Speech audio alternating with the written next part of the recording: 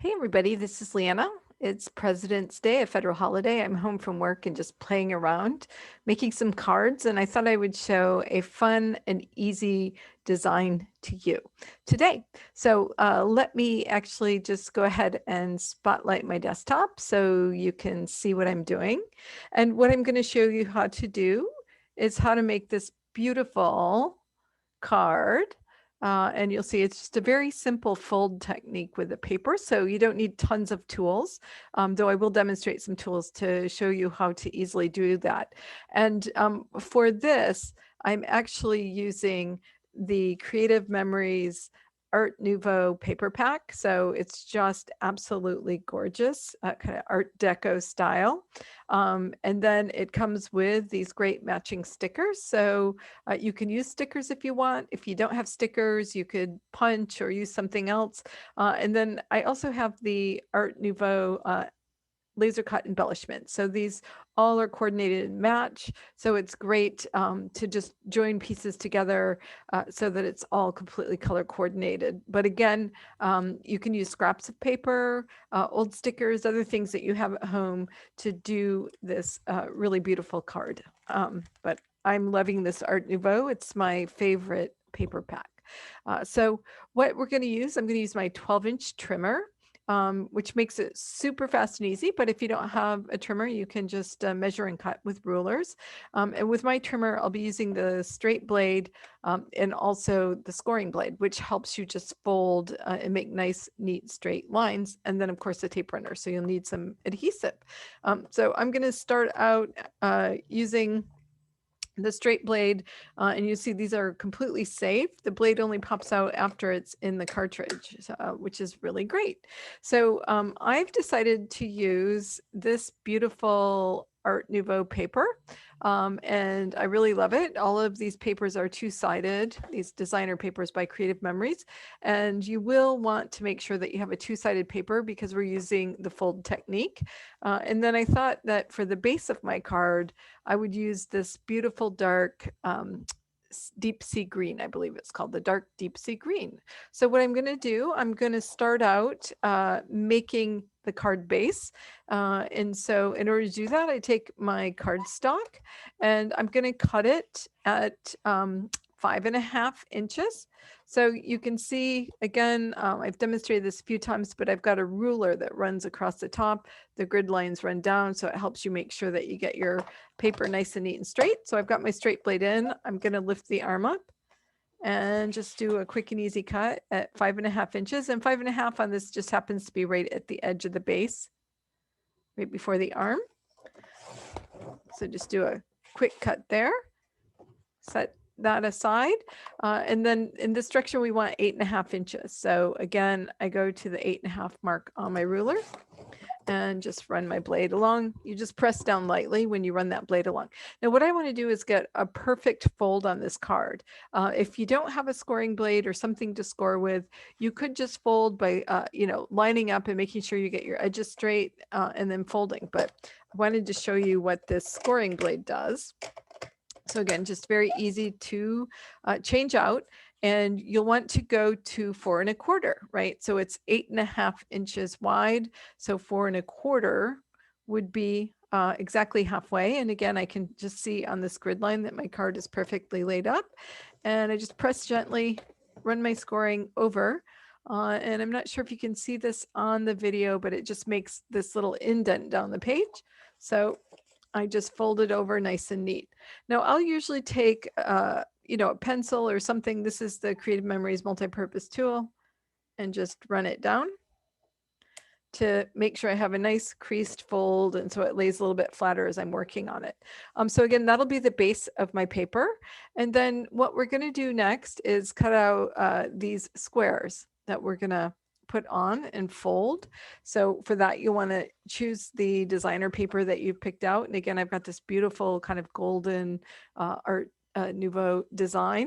So you want to cut this 3.25 by 5 inches. So normally when I'm taking a new piece of 12 by 12, I'll cut the narrowest cut first to leave the biggest possible piece of paper together. So again, we want to go 3.75. So, I've got 3 1/2 inch, 4 inch, and 3/4 right there in the middle.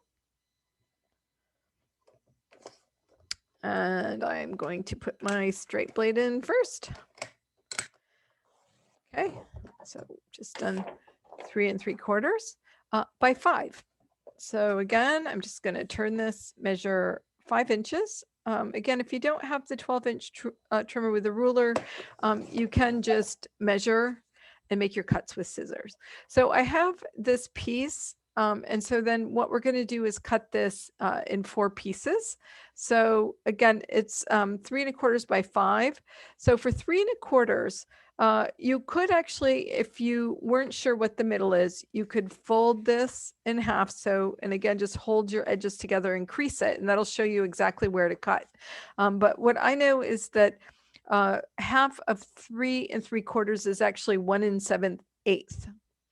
And you'll see here, I don't know if you can see this, but on the ruler, you actually have 16th marks, right? So you've got 1, there's a quarter, there's a half, there's 3/4, and then right here, so there's 2 little notches before the 2 is where you're going to want to cut. So that again makes 1 7/8, or if you're counting all the little lines, it's 14. So 1 14 out of 16.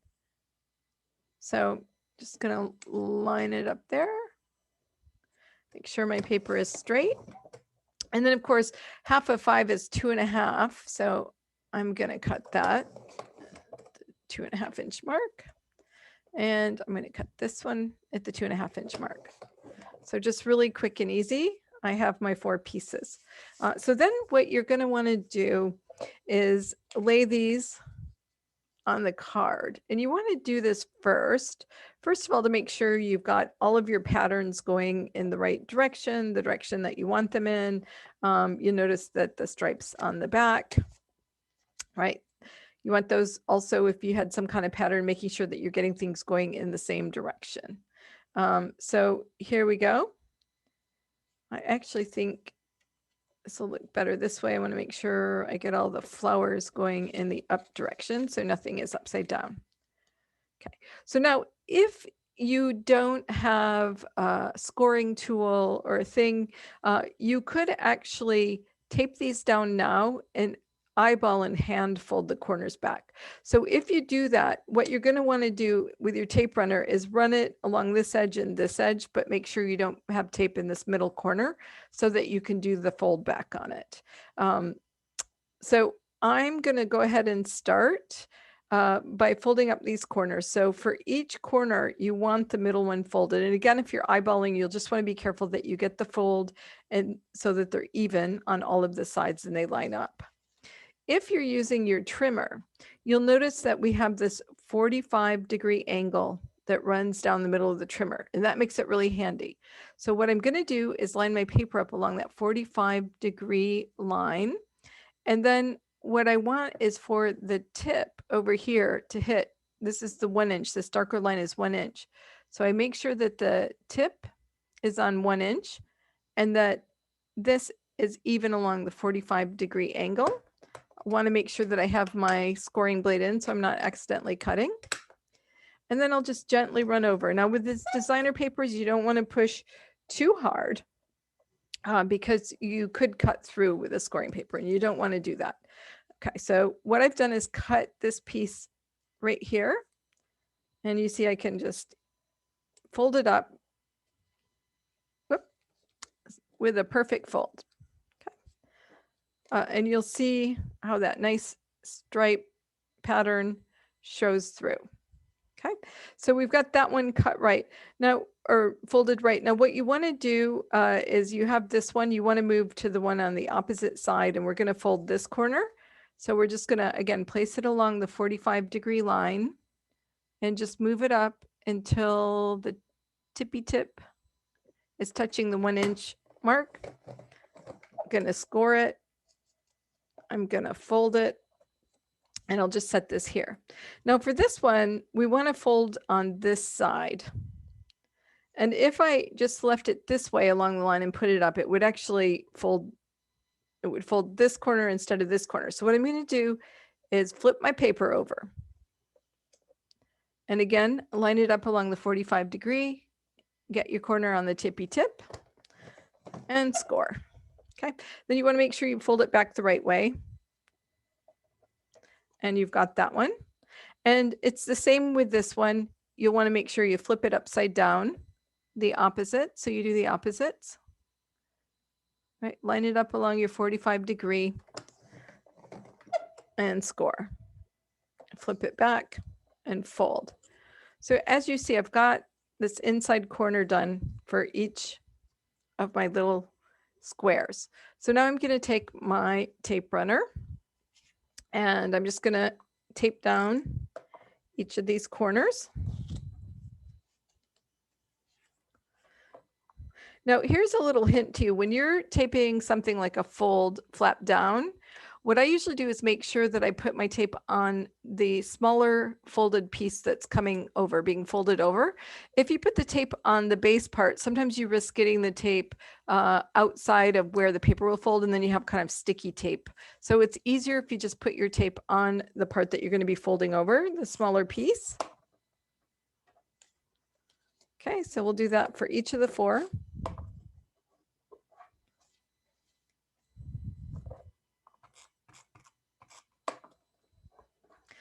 Okay, and once you've done that, then what you want to do is kind of line up your paper. And sometimes what I will do, because if you're newly folded, these don't always stay down. So sometimes I'll find something just to sit to make sure that the paper sort of sits.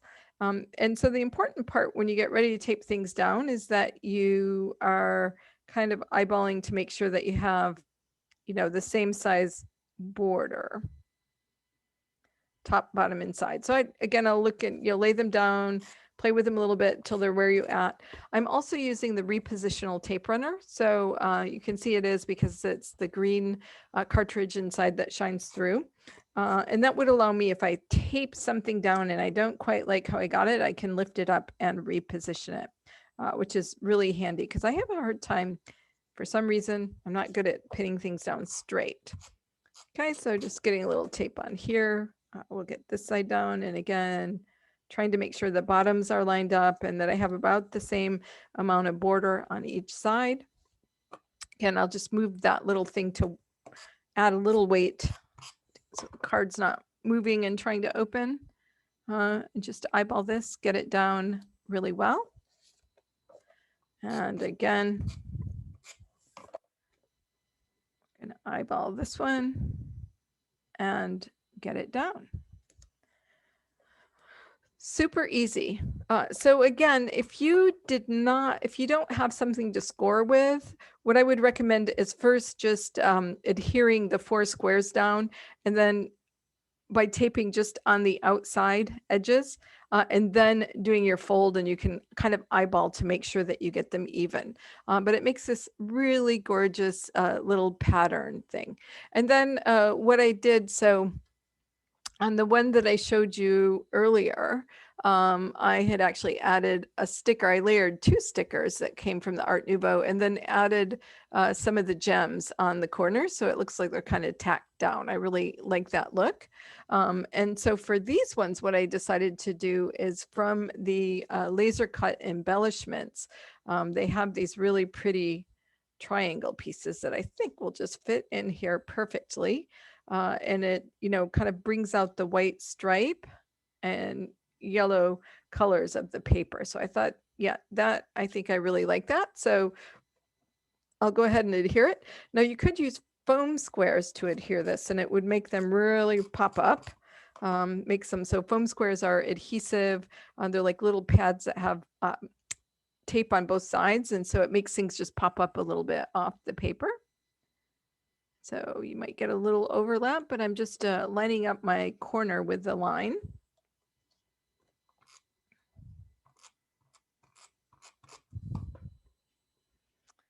Okay, and line up this corner also.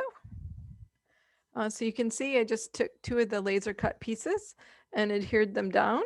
And then I wanted to add some gems, but I'm not, oh, here we go.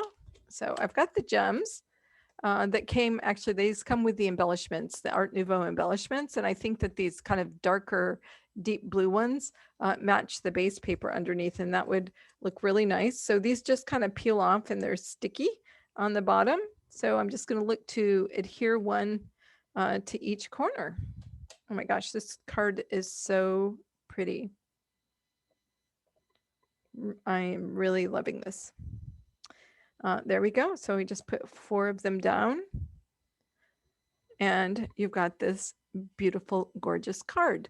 So again, this is a pattern that you could use lots of different ways. So for the one that I showed you earlier, I used the bronze shimmer cardstock from Creative Memories for the base. If you have the white blank cards, you could always use that. If you're using white blank cards as your base, you could either cut out a piece of colored paper on top, or you could use darker pattern paper and just have the white showing through, and that would be pretty too. So there's 2. And then I just actually used some scraps of paper I had from some really old paper packs. So this was from the Wishes and Dreams paper pack. I just have like a couple small pieces of scraps left. And this was an old sticker from another pack that I had left. So I thought that looked nice. And then here, I used this scrap paper, Memoirs and Memories, I think that's from, and these are some old flower embellishments. So I just layered 2 of them together on the black. So that's another look you can get with this. And then this is one more that I made using the Art Nouveau paper with the bronze cardstock on the bottom. So I hope that you found this fun. Let me just see if I can bring myself back up here. And I hope you had lots of fun. And who am I going to send these cards to? Which friend? I'm not sure yet. They're so beautiful. Anyway, I hope you have a great day. And if you decide to make one of these cards, please post it on my Facebook group so we can all be inspired by your cards, your color choices, and see what you've been doing. So have a great day, everybody. And I will see you soon. Bye-bye.